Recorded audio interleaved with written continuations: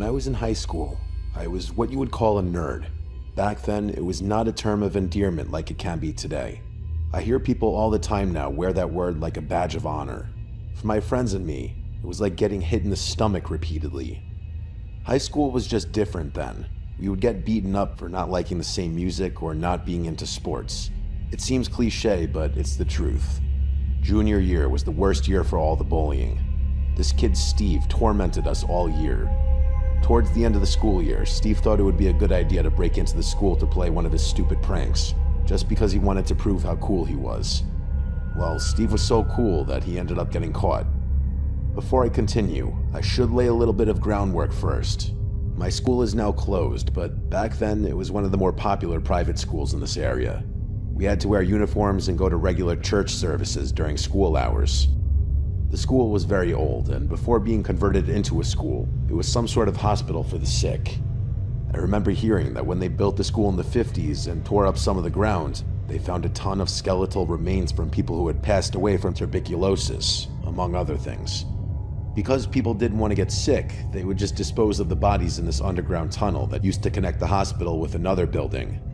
These stories, whether they were true or not, became the stuff of legend around my hometown, especially for students of the school. In other words, they were almost passed down like urban legends.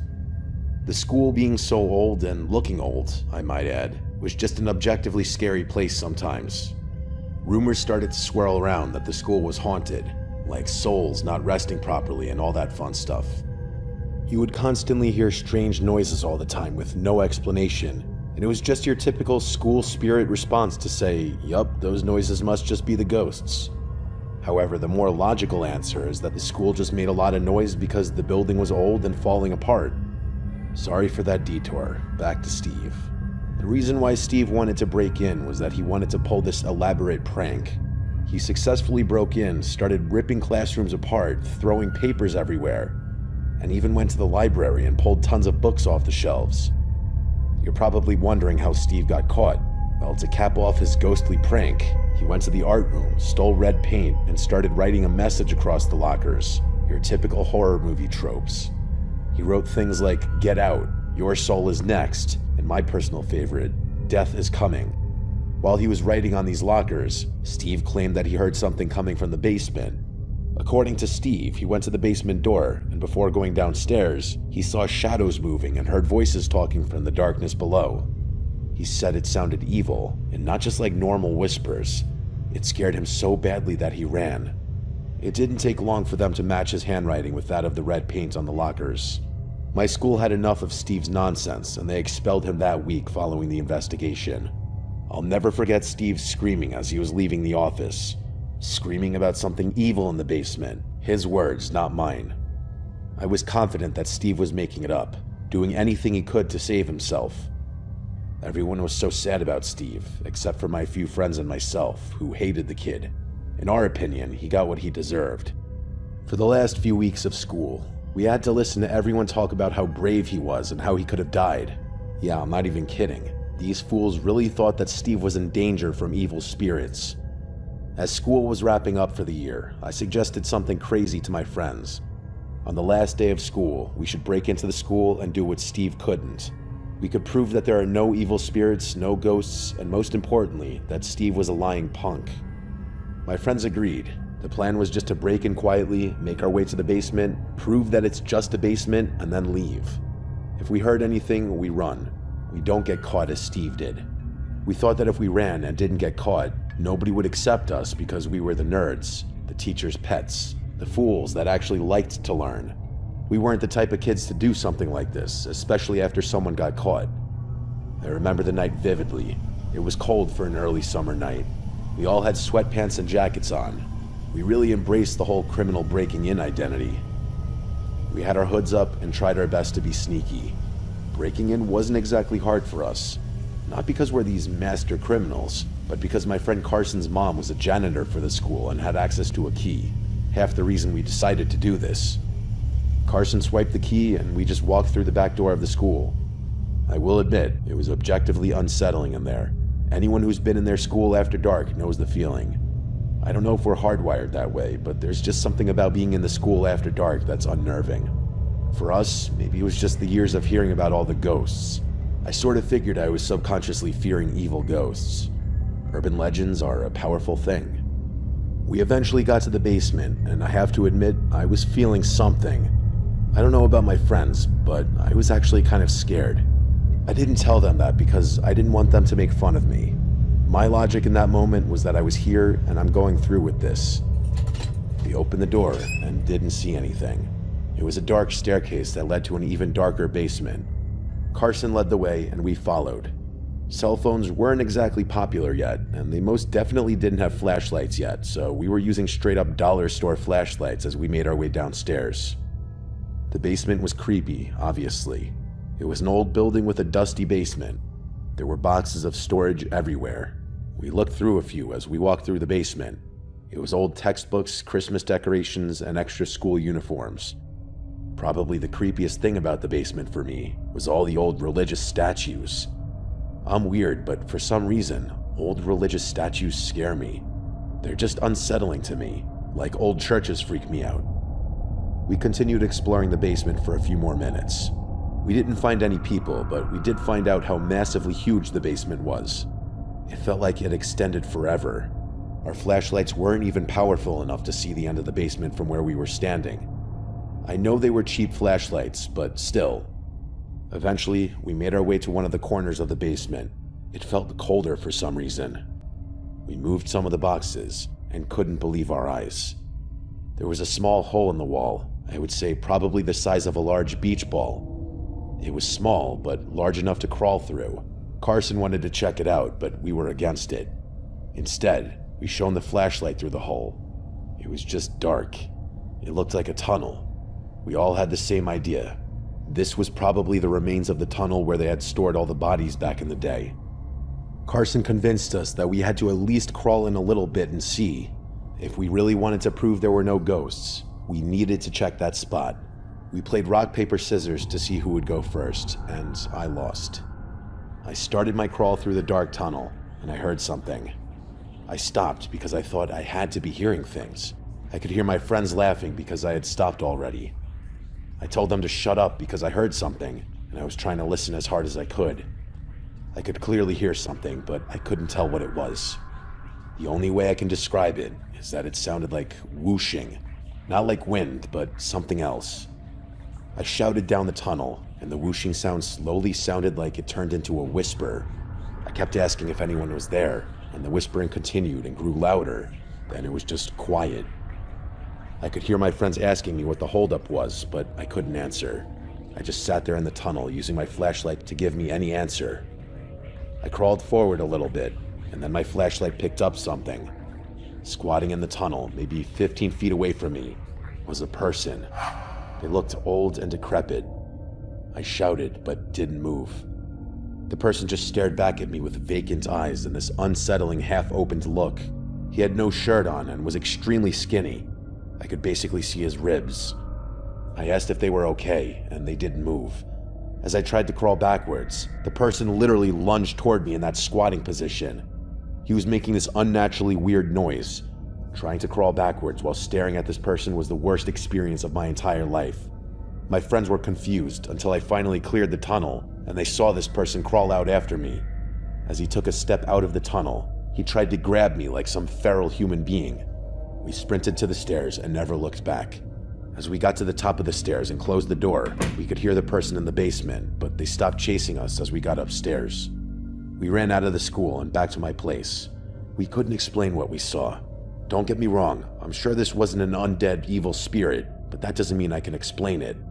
The best answer I could come up with was that the tunnel must empty out somewhere, maybe a sewer of some kind, and this homeless person or crackhead must live on the streets. Or at least they used to, until they found the shelter under the school. That was my logical answer then, and I still stand by that to this day. The one thing I can't get past is the eyes. This person had eyes I had never seen before, and I haven't seen them since. The school shut down several years ago, and when it did, I thought about that night and wondered if the tunnel was still there. If by some chance this was some sort of ghostly figure, I just hope that tearing down the school helped him find peace.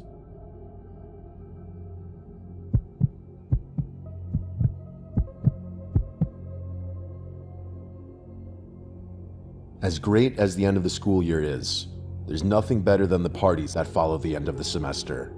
After high school, all my friends went to colleges that were all over my home state and beyond, myself included. My college was 8 hours from where I grew up and 2 states away. I couldn't wait to get home after finals so I could see my friends again, and more importantly, party it up. We had already planned this huge party at my friend Logan's house.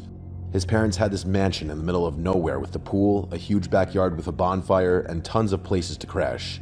It was an ideal location for a party, especially because his parents were going out of town the first weekend that we were all going to be home. It was like the stars were aligning for all of us degenerates. Before the party started, I met up with Logan and a few other friends. We went to the mall, grabbed some food, and shared stories about our college experiences so far. A more accurate way to put that is we shared stories about how the party scenes at our colleges were. Before the party, we talked about ways to spice things up. How could we make this party more epic than it was already going to be? Logan suggested making it a costume party. It seemed like a weird idea for the end of May, but since we were away in college for Halloween, this would be our Halloween party. It didn't take much to convince us. We spread the word around and told people to come in costumes if they were able to on short notice. People loved the idea. I posted something on Instagram about the party, so my college friends could see that I was just as much a degenerate at home as I was away. We found candy corn at one of the local grocery stores, and that was the extent of our Halloween setup. We all threw together cheap costumes at the last minute and got ready for people to start showing up. I decided to take an old, cheap Jason hockey mask I had lying around in the basement and go as Casey Jones. People started shuffling in around 10 that night with drinks and makeshift costumes. The Purge was new around this time, so most of the girls were wearing a Purge-inspired costume. Before we knew it, the party was out of hand. Just like a lot of parties we threw in the past, a lot more people showed up than we had invited. Since Logan's parents weren't home and we didn't really have to worry about neighbors, he didn't care and just kept letting people show up. I lost track of how many people were there, and because of the costumes, I really had no clue who was even there other than a few of my close friends. A few hours into the party, I was acting a fool on the back deck, telling drunken stories. I looked up at one point and noticed a girl with one of those cool masquerade ball masks on inside the house. It looked like she was staring right at me through the sliding glass door. I waved and she waved back. She was standing alone, drinking something out of a red cup. I asked the people on the deck if they knew who she was, and nobody had any idea. I went inside to talk to her, but as I got closer, she walked away into the house. By the time I got inside, she was gone. I looked around quickly, but I didn't see her. I wasn't sure if she was trying to play some type of game, but I didn't want to be creepy in case she wasn't, so I went back outside. Some time had passed and I hadn't seen the girl. Every few minutes, I would scan the area and look for her, but I didn't see her. It was a few hours later before I saw her again. I jumped into the pool with my mask still on. While I was swimming, I looked up and saw her walking towards the back of the yard by herself. Logan didn't have a fence. It was a huge yard with a tree line in the back that emptied into a small forest. She was heading for the trees. I shouted for her a few times, and it seemed like she couldn't hear me. It didn't help that I didn't know her name, so I was just yelling gibberish in her direction. When she got to the trees, she stopped. She looked back at me and waved again. I jumped out of the pool. I looked around me to make sure she was waving at me, and she clearly was. Even though she was a good distance away from me, I could clearly see the bright gold mask. While I was waving at her, she gestured for me to follow her into the woods. I didn't even think twice about it. I sprinted to the tree line. She was far enough away that by the time I got there, she wasn't standing there anymore. To give you an idea of just how far the pool was from the tree line, I could barely hear the loud music from standing next to the trees. While standing at the trees, I started saying things like hello and are you there? As I said before, I didn't want to creep her out by following her, even though she did gesture for me to do that. I was trying to look into the dark forest, but I couldn't see her. I was looking for the reflection of the moon off the gold mask. After a couple of minutes, I said that I was going to head back to the party because I was freezing. After I got out of the pool, I never put a shirt or pants on, so I was standing there shivering with nothing but a cheap plastic hockey mask and a bathing suit. I had gotten so excited to meet this girl, I just ran off without drying off. As I turned around to head back to the party, I heard a voice. She said softly, "Don't go back yet. Come and find me first." That was all I needed to hear. I turned back around and continued looking through the dark trees. I kept telling her I couldn't see her. I heard a branch snap to my left, but then her voice to my right. She said that she was just over here. She started acting flirtatiously. She said I looked cold and that she could warm me up. I know that's weak for sure, but it worked on me. I started heading into the forest towards her voice. A few feet in, I saw her gold mask on the ground. I picked it up. It really was a cool mask. I walked a little further into the woods. This little dance we were doing had me so invested I had forgotten how cold it was in that moment. I finally saw her standing a few feet away from me. It was dark, so I couldn't see her face. She had a white tank top on, black shorts, and her dark hair was down over her face. My smooth line to her was that I found her mask. She laughed and thanked me. She asked if I could bring it over. I started walking towards her, and she didn't move at all. She didn't even extend her arm to grab the mask. As I got closer, I could see that her head was down a little bit, and her hair was still obstructing her face. I started to extend my arms to hand her the mask, and told her that my name is Kip. That's when she said, "I know who you are." I finally recognized the voice, but I couldn't place it. It was familiar, but I just couldn't place it at that moment. I thought it had to be a girl I went to high school with. When I was only inches away, she finally lifted her head up. That's when I recognized her. It was a friend of a girl that I dated briefly in college. Remember, my college was 8 hours away. What the hell was she doing here? She took a step back, and from my left, I heard the sound of branches snapping again. I looked, and before I could react, my ex was heading toward me fast, holding a metal baseball bat. She took a swing right for my head. I dove to the ground, and somehow she missed me. I heard her scream, and then she took another overhead swing with the bat and missed again. I got up and ran. That's all I could do. I just kept running all the way back to the party, screaming that someone was in the woods. That put a downer on the party immediately. I was cold and shaking with adrenaline. Logan kicked everyone out except for a handful of people who were staying there that night, but he refused to call the police. He didn't want to get in trouble for having the party. I clearly couldn't drive, but I was terrified all night. I made sure Logan checked every lock in the house. I watched out the back windows the entire night, but never saw anything that I could confirm was them. The tree line was so far away that I couldn't even tell if they were standing back there. As soon as the sun started to rise, I got in my car and left. I couldn't believe this girl traveled 8 hours to attack me. Maybe even worse. I didn't realize that I had such an effect on that girl. We only dated for a few weeks, and I ended things because she seemed a little unhinged. She constantly wanted to see my phone and my emails, which I hated, but I never refused. I would go back to my dorm after class, and she'd already be in my room asking why I was 2 minutes late. It was just too much, especially for something that was only a few weeks in. Well, my harmless breakup must not have been that harmless after all. I spent the rest of that summer constantly looking over my shoulder. Every time I saw a girl who even remotely resembled her, I got in my car and left. I can say that she helped me mature, even if it was unintentional. I stopped drinking and even partying hard after that night. She didn't go back to that college after that summer, and I never saw her again. For a while, I tracked her on social media, but eventually she got rid of that. Be careful what you say to people. Sometimes what you say may seem harmless to you, but it can have profoundly different effects on other people. I can't imagine the thought process of driving that far and planning to cause harm like that. If she had made contact with the bat, I don't think I would be sitting here writing this story today.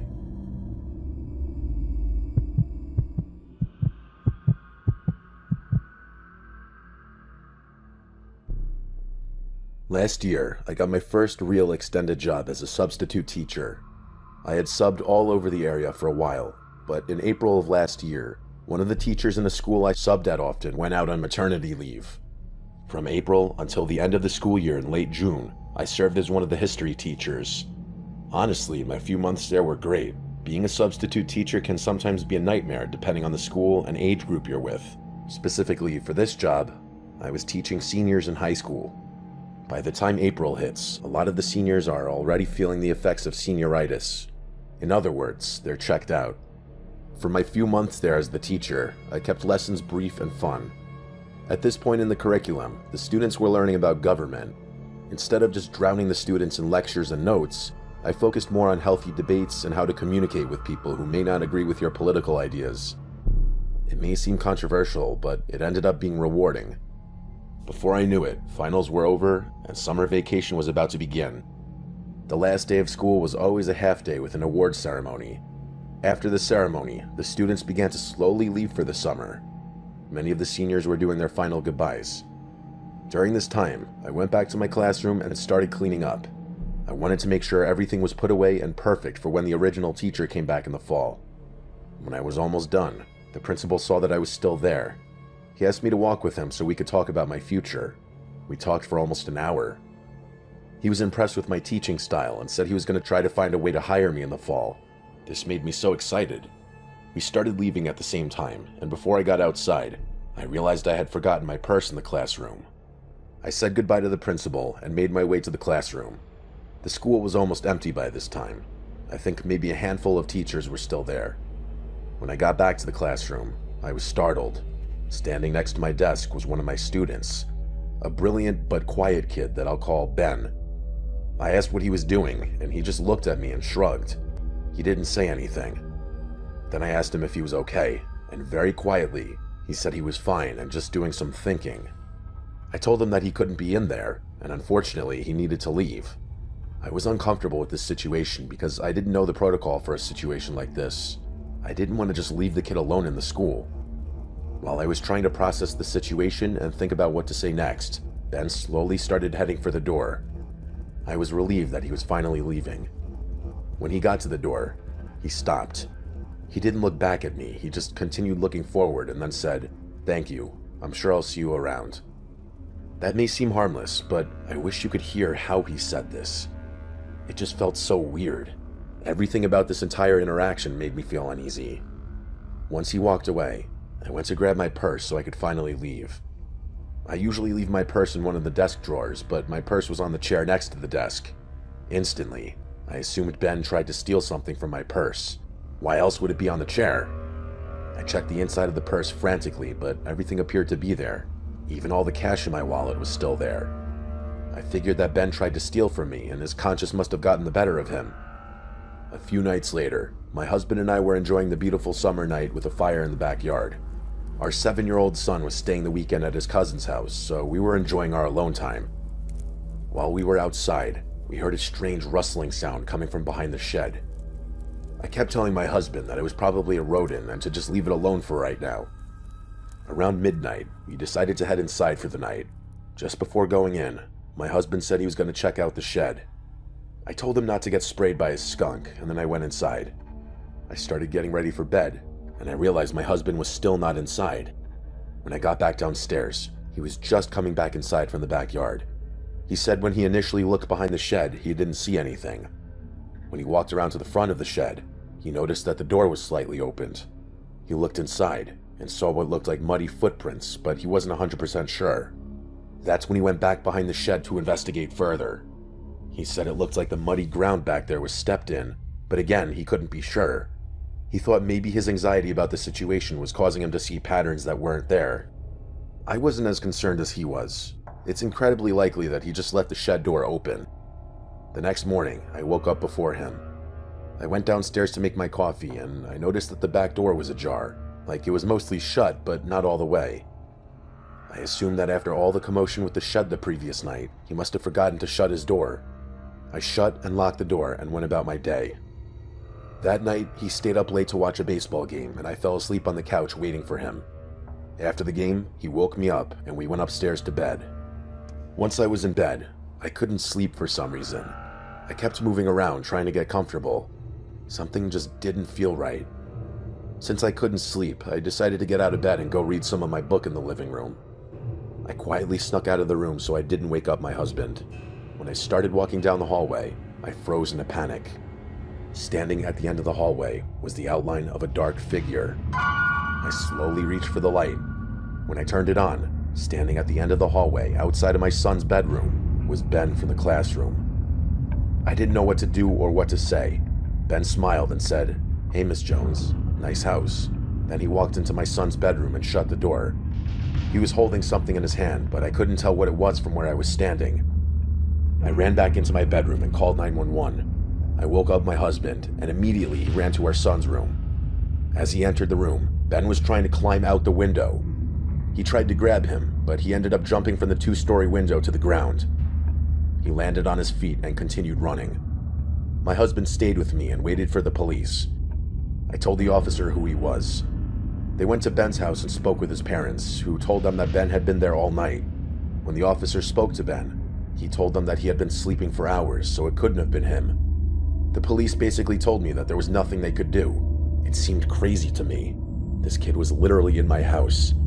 They said if something happens again, call them, but until then, they weren't able to do anything. I barely went outside for the rest of the summer. I changed all our locks just in case and invested in cameras all around the house. My husband told me that he probably got our home address from my ID, which was in my purse. That would explain why my purse wasn't in the drawer. What still makes me sick is that he was entering my son's room. I can't even imagine what he was doing in there.